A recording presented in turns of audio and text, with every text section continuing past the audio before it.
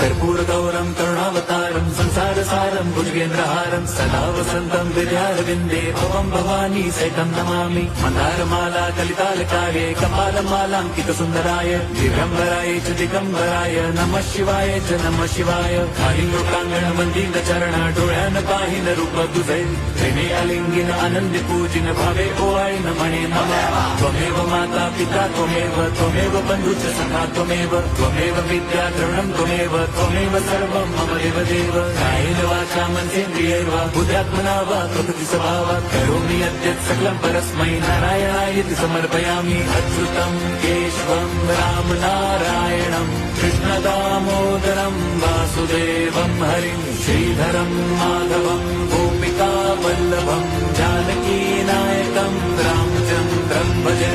हरे राम हरे